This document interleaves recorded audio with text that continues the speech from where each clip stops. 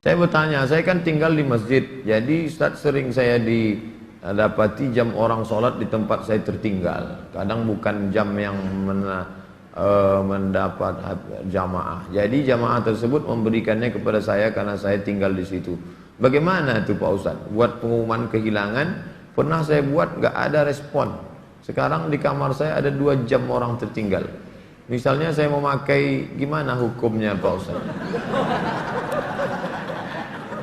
Ini namanya luqatah. Luqatah, barang temuan itu menjadi milik engkau wahai adinda kalau sudah setahun tak ada pemiliknya. Setahun tak ada pemiliknya, catat tanggalnya. Setahun tak ada pemiliknya, maka punya engkau. Berdoalah, pokoknya selama setahun itu berdoa supaya tak datang pemilik. Kalau dalam setahun itu ada pemiliknya, apa boleh buat, belum rezeki. Mudah-mudahan ada yang kehilangan lagi.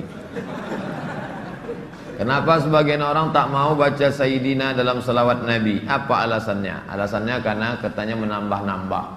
Allahumma salli ala Sayyidina. Yang tambah-tambah. Nabi tak pernah menyebut. Nabi sendiri menyebut. Ana Sayyidu waladi Adam. Hadis sahih. Ana Sayyidu waladi Adam. Aku pemimpin anak cucu Adam. Maka saya pun menyebut. Allahumma salli ala Sayyidina Muhammad. Allahumma salli wa sallim alaih. Tapi saya tak ekstrim. Yang mau pakai Sayyidina silakan. Yang tak mau pakai Sayyidina tak apa-apa. Tapi saya pakai Sayyidina jangan salahkan. Dalam solat tak membaca bismillah dalam baca al-fatihah, apa solatnya sah? Tentang baca basmalah dalam fatihah hukumnya 3. Mazhab Syafi'i pakai bismillah jahar.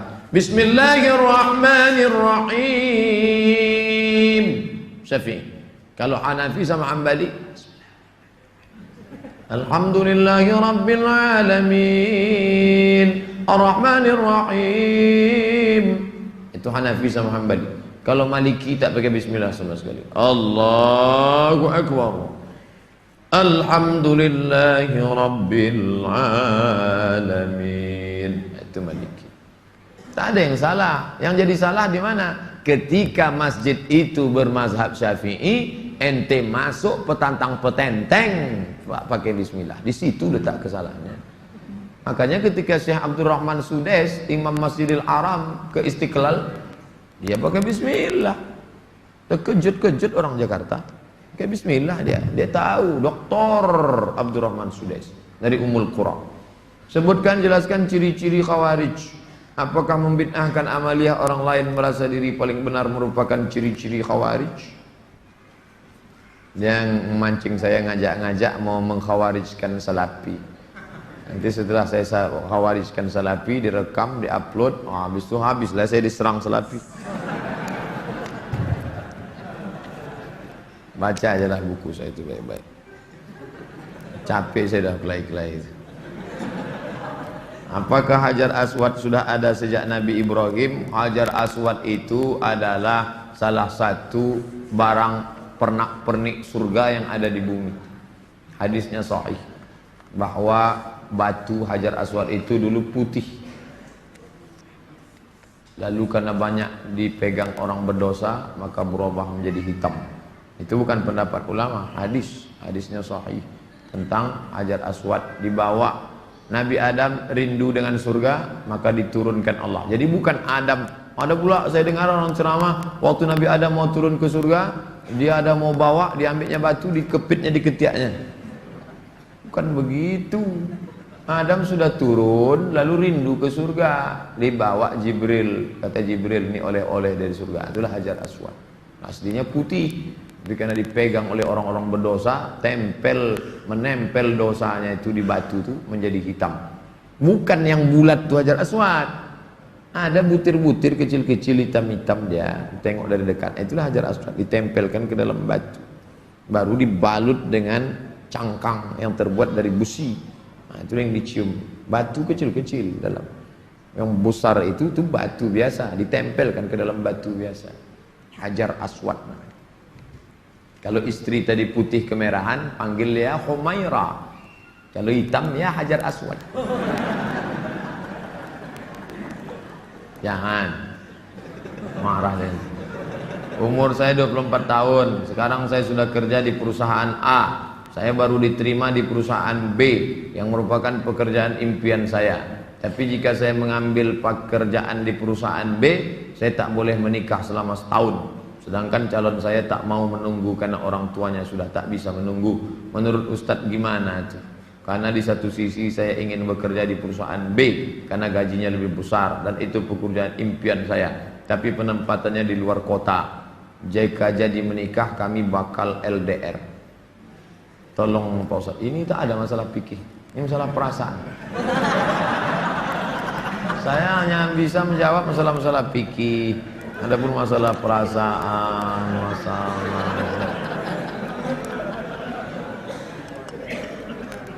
saya yang bisa saya jawab tuh halal, haram, makruh, mubah, rukun, syarat, wajib, sunat, sunat muakkad.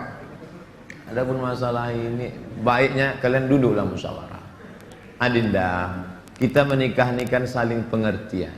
Aku kuliah pontang-panting mau kerja ini kerja kembali. Tolonglah kau pahami keadaanku sekarang. Kalau dari awal aja dia tak bisa ngerti kita, gimana setelahnya? Ini belum lagi menikah, main paksa-paksa, tak bisa. Ini dua makhluk yang berbeda. Walaupun sama-sama mau makan telur ayam, yang satu mata sapi, yang satu dadar, bisa berkelahi. Dia harus mengalah. Hari ini aku mata sapi, besok kau dadar. Ya, lama-lama yang mata sapi suka dadar, yang dadar suka mata sapi.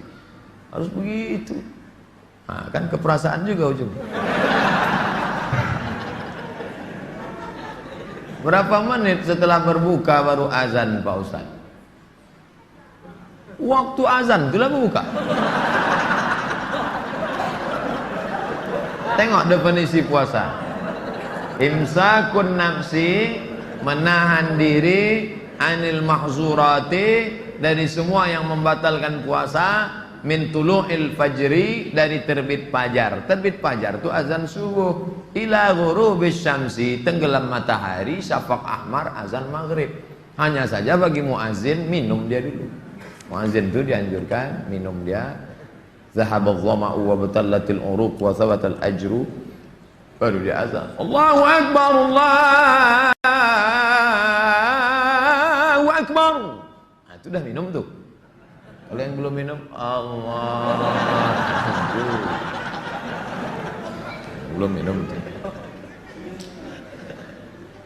Apakah boleh kita makan setelah selesai, setelah Isya masuk? Yang penting batalkan dulu puasanya dengan minum kah, makan buah kah, jangan makan es.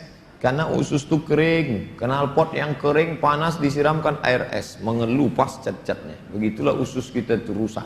Maka yang paling bagus orang Mesir, korma kering, bukan korma yang basah, korma kering, pecah-pecah, buang bijinya, masukkan ke dalam, siram pakai air panas. Agak-agak 2 jam menjelang berbuka. Nanti menyatu dia, diminum. Itulah yang paling bagus. Minum kesukaan Nabi, air korma. Minum air korma. Bagus, manis dia. Maka usus kita awet. Apakah batal puasa mencicipi gulai untuk merasakan garamnya? Mazhab Hambali mengatakan tak batal karena dia tak masuk ke rongga, tak masuk ke dalam, hanya di ujung lidah. Di ujung lidah ini ada perasa. Jadi teteskan. Maka tak batal karena tak masuk. Habis dirasanya gini, habis itu di ludahnya boleh. Tak masuk ke sini, tak masuk. Mazhab Hambali, tapi saya tak mengamalkan. Saya tidak mengamalkan. Ini saya jawab, mana tahu nanti ada ustadz. Saya bilang tak boleh. Tiba-tiba ada ustadz mengatakan, oh tak tahu Ustadz Somad. Saya tahu, tapi saya tak amalkan. Kenapa? Membuka pintu celah. Saya tak menyalahkan Imam Hambali. Orang sekarang imannya tak macam Hambali. Asik mencicip aja dari pagi. Cicip. Ustadz gimana cara menghafal Quran? Kami dulu aturan di Al-Azhar tidak pakai SKS, kuliah tak SKS, setahun dipaket 14 mata kuliah, 2 juz Al-Quran, tidak pakai SKS, tahun 1, tahun 2, tahun 3, tahun 4, 14, 2 juz. Jadi cara kami sebelum subuh dihafal dulu. Satu halaman, sebelum subuh hafal 1 halaman. Nanti ke masjid, qobliyah subuh baru diulang waktu baca. tahiyatul masjid itu dibaca, maka lama sholatnya karena mengulang setengah, satu rakaat setengah diulang. Tahiyatul masjid, qabliyah subuh, duha, qabliyah zuhur, ba'diyah zuhur, dalam sholat zuhur, qabliyah asar. Nanti asar distorkan ke syekh. Biasanya di tiang-tiang syekh nunggu ngapal. Tapi yang mau menghafal ngantri panjang, nyetorkan hafalan. Tradisi itu tak ada di Pekanbaru. Kalau di Mesir menyetorkan hafalan ngantri menjelang asar sampai maghrib, menyetorkan hafalan setengah juz. 1 hari, 2 hari. Jadi 20 hari hafal 1 juz. 20 hari. Nah, baru waktu yang lain dipakai untuk menghafal. Ujian tak boleh bawa buku. Masuk ke dalam hanya pena saja, bawa kertas tak boleh. Kalau ketahuan mencontek, ditangkap, bisa dicabut, deportasi. Jadi kalau sudah deportasi, putus beasiswa, pulang tak dapat tiket, diusir dari asrama, malu. Karena dulu sebelum berangkat udah kenduri motong kambing. Jadi tekanannya tinggi. Jadi ketika saya pulang, saya terapkan sistem itu. Tak boleh nyontek. Semuanya menyontek. Akhirnya saya berpikir, saya gimana supaya saya buat 10 soal. Buat 10 soal, bagi. Boleh nyontek Pak? Silakan. Oh, kok lain soalnya? Baru tahu dia. Saya masih muda Ustadz, ya, kelihatan dari tulisannya. Saya menyukai seorang akhwat. Alhamdulillah. Sempat antum suka ikhwan? Masuk antum yang 144 di. Apa yang harus saya lakukan Pak Ustaz? Kalau untuk meminang sekarang saya tak bisa karena masa kuliah. Saya nggak mau pacaran, tapi saya takut nanti akhwat yang saya suka ini diambil orang. Apa yang harus saya lakukan Pak Ustaz? Antum datang ke orang tuanya, Pak, saya mau minang anak bapak. Kapan kau nikah? Ya setelah selesai kuliah lah. Semester berapa sekarang? Baru daftar Pak.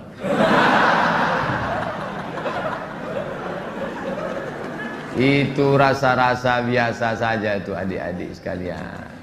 Nanti setelah sekalian kuliah, banyak yang lebih cantik, lebih mantap dari itu. Anggap ingin lalu aja. Tak ada. Nanti setelah kalian selesai, banyak yang lebih hebat lagi daripada itu. Maka tundukkan pandangan. Yang gadis-gadis bagus pakai cadar supaya tak nampak laki-laki wajah. Ustadz di mana di Pekanbaru ini tempat belajar tahsin ngaji? Ustadz Hardi LC. Datang ke Tafakuh. Banyak kajian. Jamnya ada. Datang ke kantor Tafakuh depan gedung guru. Dari sini sebelum Purna MTQ, gedung guru sebelah kanan ada perkantoran Sudirman. Di depannya ada karaoke Rosa. Tapi jangan antum masuk ke situ. Kanan karaoke, yang kirinya Tafakuh. Dr. Mustafa Umar. Tanya, ada Ustadz Hardi? Nah, daftar tahsin dengan Ustadz Hardi. Ustadz, Nabi Muhammad tak pernah cukup puasa sebulan pada bulan Sya'ban. Bagaimana kalau puasa bulan Rajab? Tak pernah, tidak pernah cukup puasa. Pernah Nabi. Bulan Sya'ban pernah Nabi sebulan. Karena Rasulullah SAW yasumu Sya'ban kullah. Kata ulama mana kullahu, pernah dia sebulan. Tapi tidak tiap tahun. Pernah, tapi tidak tiap tahun. Bagaimana dengan Rajab? Rajab bagus. Mana dalil puasa Rajab? Wa minal hurumi fasum, berpuasalah engkau di bulan-bulan haram. Bulan haram itu Zulqa'dah, Zulhijjah, Muharram, Rajab. Dalilnya umum. Ustadz, gimana biar istiqomah sholat di masjid? Begitu sedengar azan langsung bangkit. Karena waktu azan berkumandang setan lari tunggang langgang. Wa 'alaiha duratun, sampai terkentut-kentut.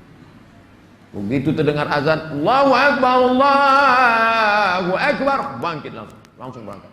Jangan antum santai nanti aja lah nunggu iqamat. Oh enggak, langsung berangkat, langsung ke masjid. Intizarus shalah ba'da shalah, menunggu sholat. Paksa-paksakan sampai dia mendarah daging sehingga kalau tak sholat meleleh air mata antum. Itu baru terasa manisnya sholat jamaah. Apa saja penyebab rezeki dihambat Ustaz? Kami sudah kerja potong panting tapi hasilnya selalu kurang, malah hutang tambah banyak.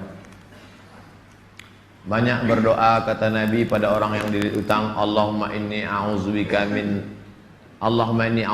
minal hammi wal hazan wal ajzi wal kasal wal jubni wal bukhul wa dhala'id daini wa ghalabatir rijal. berusaha. Kalau engkau belum diberi Allah, husnuzan pada Allah.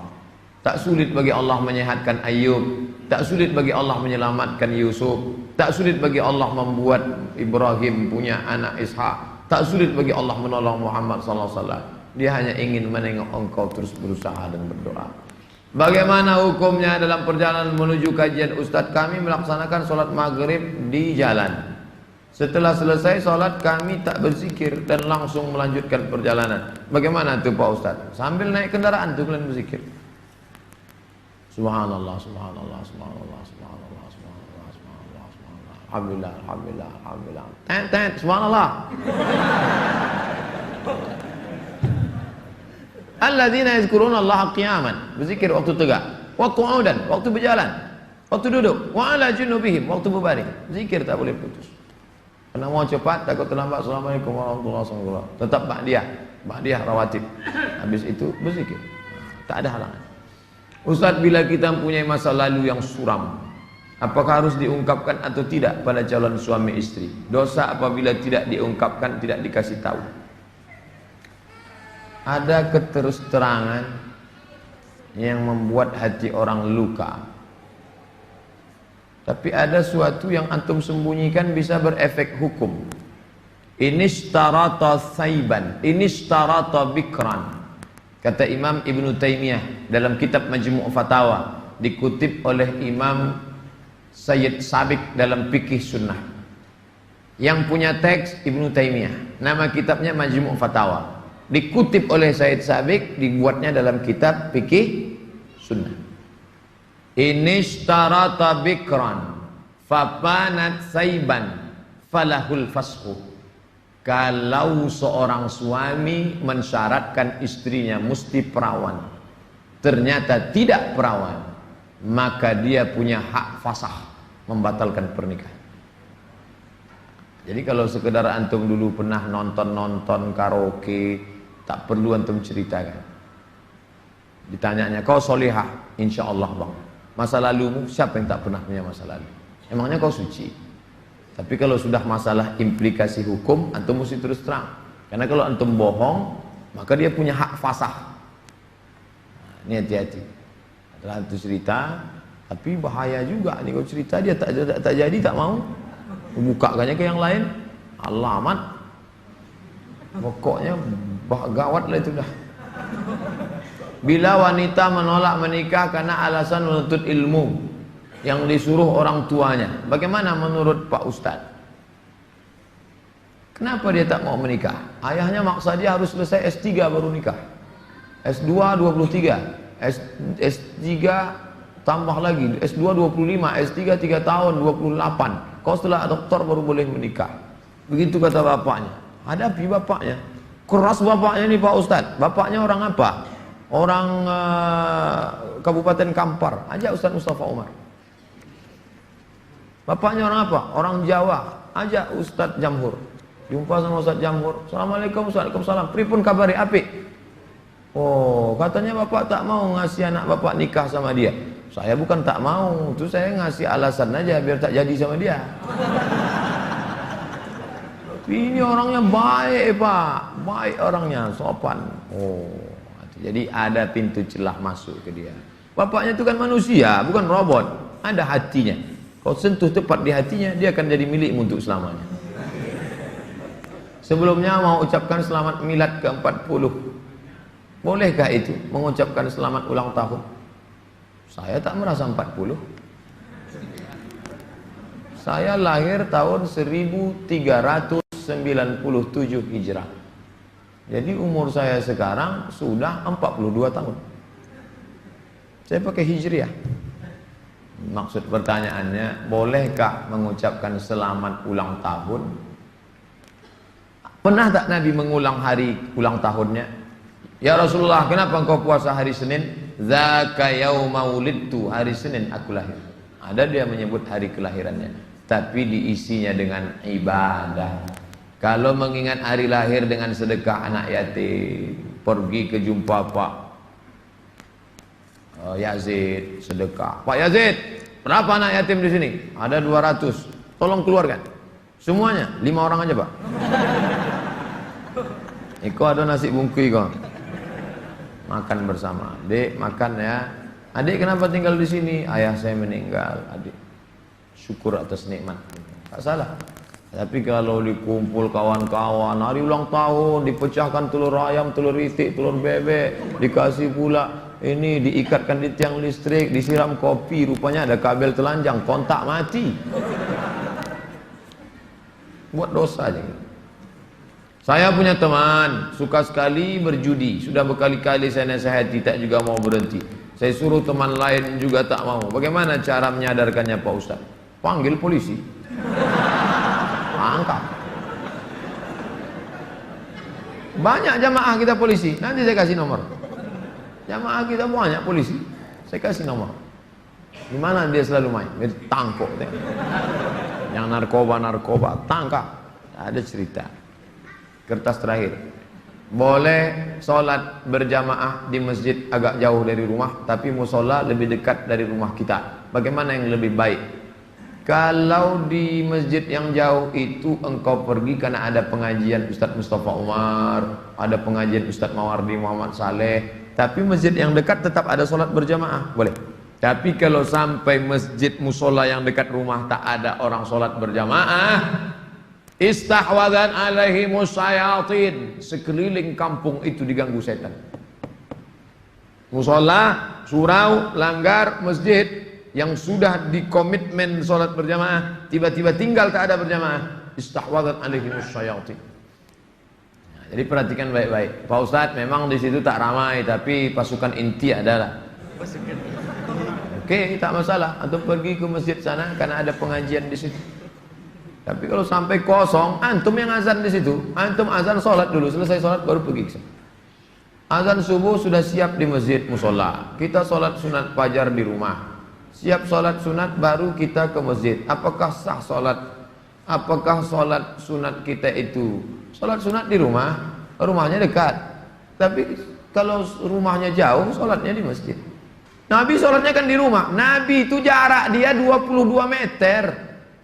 Dari mimbar Nabi ke dinding kamar Nabi 22 meter. Kita berapa kali belok? Terakhir, apa boleh sholat tarawih di masjid jauh dari rumah kita, sedangkan masjid musola ada dekat? Sama jawaban macam tadi. Ala hazihin niyah. Al-Fatihah. A'udzubillahi minasyaitonirrajim. Bismillahirrahmanirrahim. Alhamdulillahi rabbil alamin. Ar-Rahmanir-Rahim. Maliki yaumiddin. Iyyaka na'budu wa iyyaka nasta'in. Ihdinas siratal mustaqim. Siratal ladzina an'amta 'alaihim ghairil maghdubi 'alaihim waladdallin. Amin. A'udzu billahi minasyaitonir rajim. Bismillahirrahmanirrahim. Alhamdulillahi rabbil alamin. Wassalatu wassalamu ala asyrafil anbiya'i wal mursalin wa ala alihi wa sahbihi ajma'in. La tada' lana fi maqamina hadha wa fi sa'atina hadhihi dhanban illa ghafartah, wala hamman illa farajtah, wala dainan illa qadaitah, wala dainan illa qadaitah. Segala hutang kami bantu kami melunasinya ya Allah. Wala mumtahinan illa najahta. Saudara kami yang sedang ujian pekerjaan, ujian masuk perguruan tinggi, luluskan ya Allah. Wala aziban illa zawwajta, yang akan menikah mudahkan urusan pernikahannya ya Allah. Wala maridan illa syafaitah, yang kau uji dengan penyakit sembuhkan, sehat dari penyakitnya ya Allah. Wala mayitan illa rahimtah, yang meninggal dunia curahkan rahmat dan kasih sayangmu pada mereka ya Allah. Allahumma khtim lana bi husnil khatimah wa la taqtim alaina bi su'il khatimah. Allahumma ja'al akhir kalamina 'inda intihai ajalina, jadikanlah akhir kalam kami ketika ajal kami sampai, qaula la ilaha illallah. Rabbana atina fid dunya hasanatan wa fil akhirati hasanatan wa qina adzabannar. Sallallahu ala sayyidina Muhammadin wa ala alihi wa sahbihi wasallam. Walhamdulillahi rabbil alamin. Taqabbalallahu minkum minna wa minkum taqabbal ya karim. Saya ucapkan selamat menunaikan ibadah Ramadan 1438 Mohon maaf zahir dan batin. Taqabbalallahu minkum taqabbal ya karim. Marhaban ya Ramadan. Wassalamualaikum warahmatullahi wabarakatuh.